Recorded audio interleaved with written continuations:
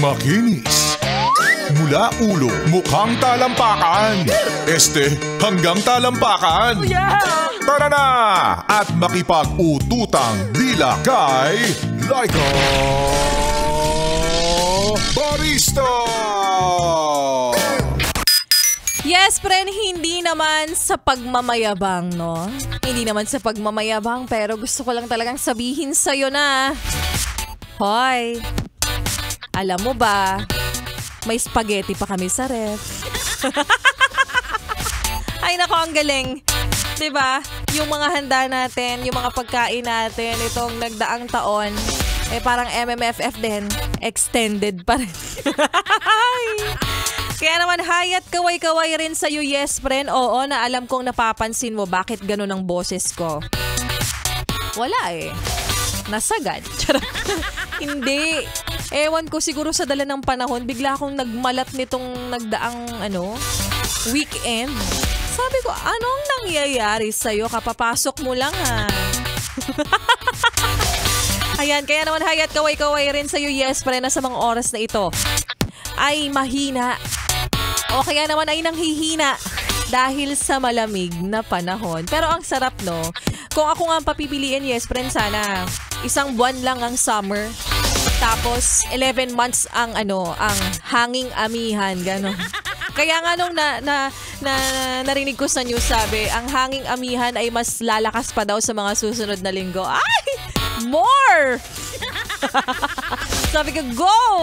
Gusto namin yan. Diba? Kanina nga, nakamotor lang akong papasok dito, hinatid ako Sipi mo yon, naka-shorts ka lang.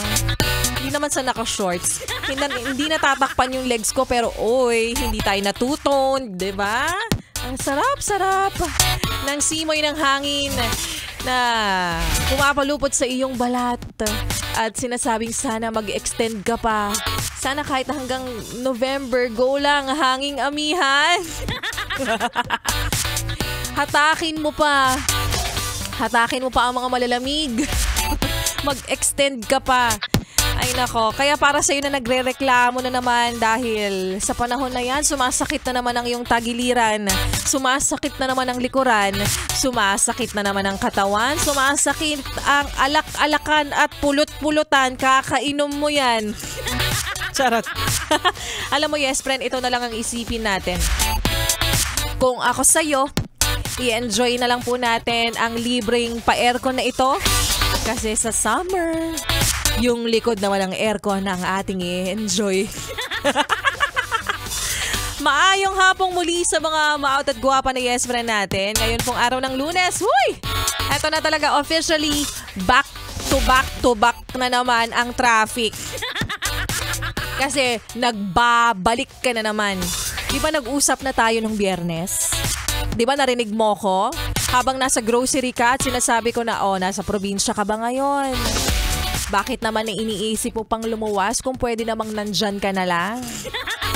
Bakit na pag-isip-isip mong lumuwas pa, okay na kami dito Ang luwag na ng daloy ng trapiko Tapos sumabay ka na naman. Nagbabalik na naman o bumalik na naman sa kanya-kanyang trabaho ngayon ang mga main character nyo. Opo, yung mga princess nyo dyan. Yung mga Disney princesses nyo dyan. Oo. Ayan na, nagtatrabaho at tinatamad na naman.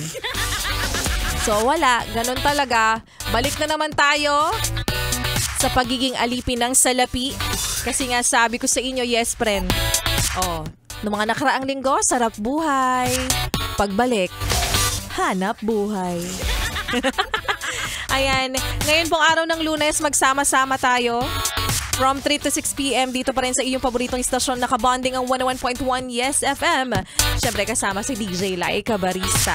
Kaya naman huwag nyo nang ilipat ang iyong stasyon. Huwag mo na rin ipihit pa ang iyong talapihitan sa kalaban. Kahit na sa sister station pa namin yan, mahigpit ang pangangailangan. Mahigpit din ang labanan. Kahit pa sister station, hindi dapat masyadong nakikipagmabutihan. Charot! Ang competitive. Kala mo naman hindi nang galing sa kabila. Ayan, magbabalik po si Laika Barista, kaya naman wag mo nang ililipat talaga, ipipihit ang iyong stasyon sa kalaban dahil mamaya sa aking pagbabalik.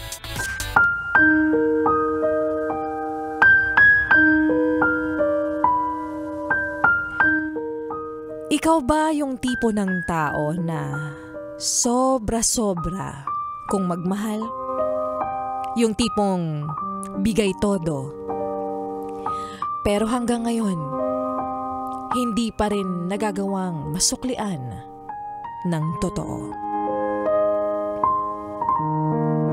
At yan nga, yes, pre, ng kwento na ating mapapakinggan mamaya sa aking pagbabalik para po sa ating Laika Barista Moments. Medyo hindi bagay yung voice ko, no? Para sa mga ganong tono. Babalik din yan bukas. Mainit na ano lang yan. Mainit na tubig na may na may kalamansi o kaya salabat, gano'n. Kaya naman magbabalik po si Laika Barista, yes friend. Kaya naman sundan mo pa, pakinggan mo pa ang mga kantahan natin ngayong hapon ng Lunes kasama ang susunod na kanta na para sa mga pumasok na at nahihirapan dahil ang pakiramdam ay nasa bakasyon pa. Ganun talaga. Ang hirap, di ba? Kasama ang kantang At Ang Hirap by Angeline Quinto dito pa rin sa 101.1 Yes FM.